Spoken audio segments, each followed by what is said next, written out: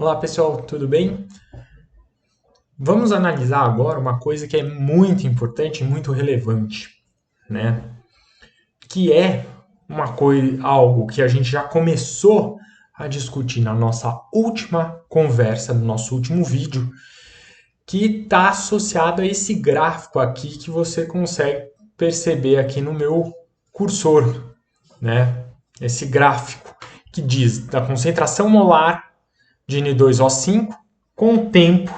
E a gente sabe que essa concentração molar do N2O5, representada por esse exemplo aqui, que eu estou circulando, por essa reação que está exemplificando minha aula, 2N2O5, formando 4NO2 mais oxigênio, certo?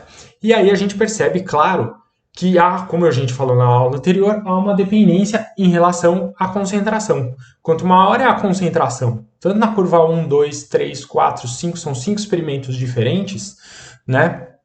Nós percebemos que a taxa de consumo, né, que tem a ver com a inclinação da curva, ela vai diminuindo à medida que o tempo passa. Por quê?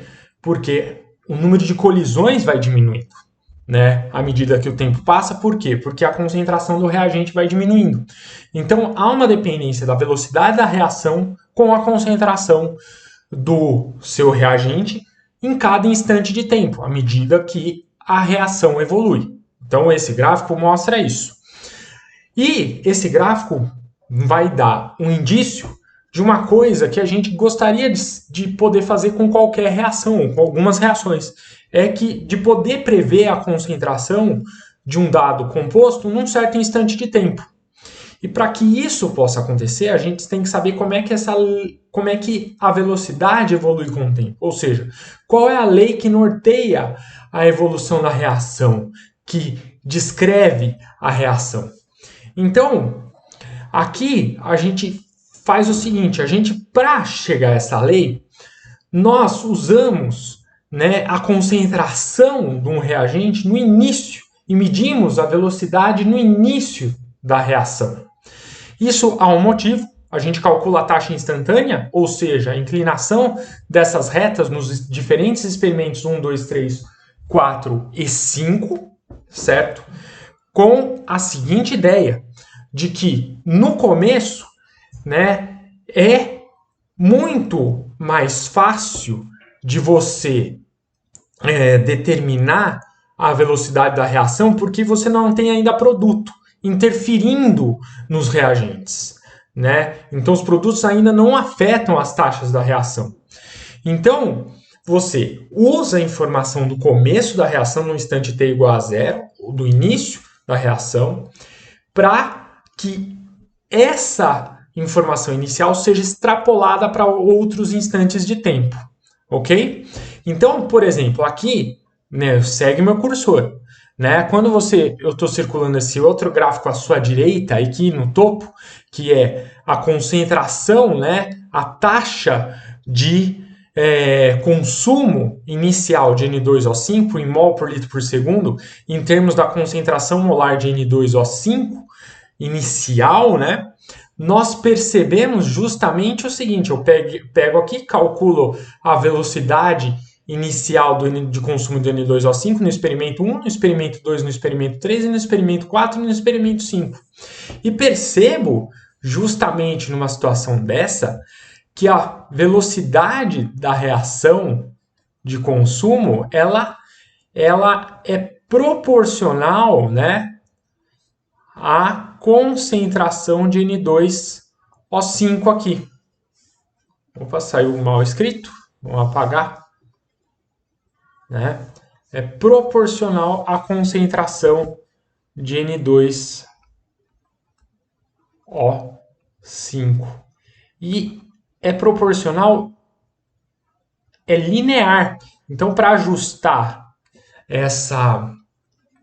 a unidade da velocidade da reação, que no caso é a velocidade da reação inicial, né? Aqui, isso que é importante, é no início, vamos colocar um zerinho aqui.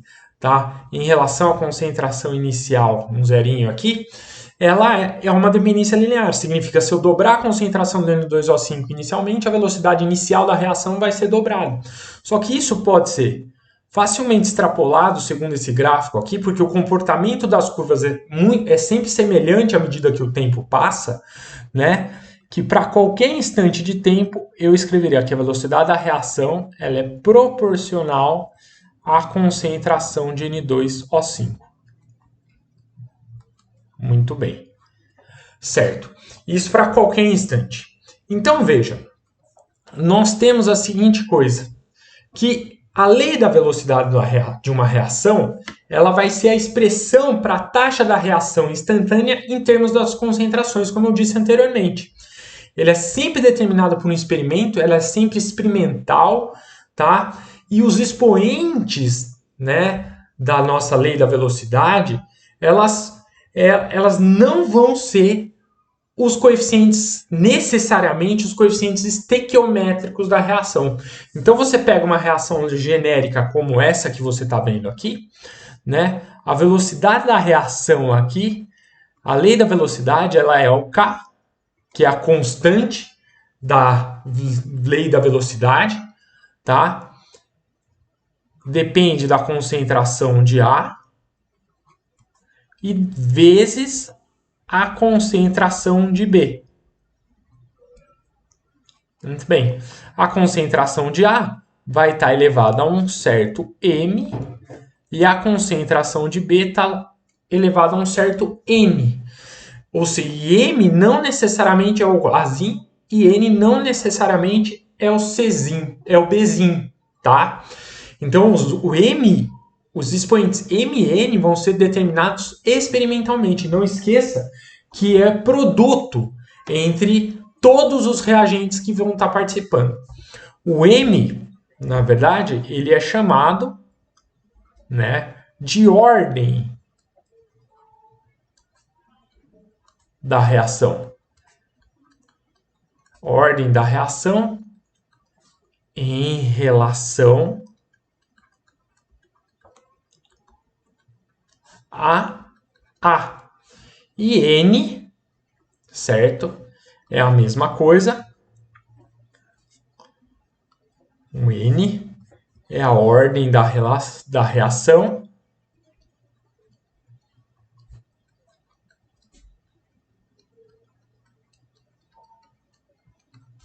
em relação a B. Muito bem. E M mais N é a ordem global. Muito bom.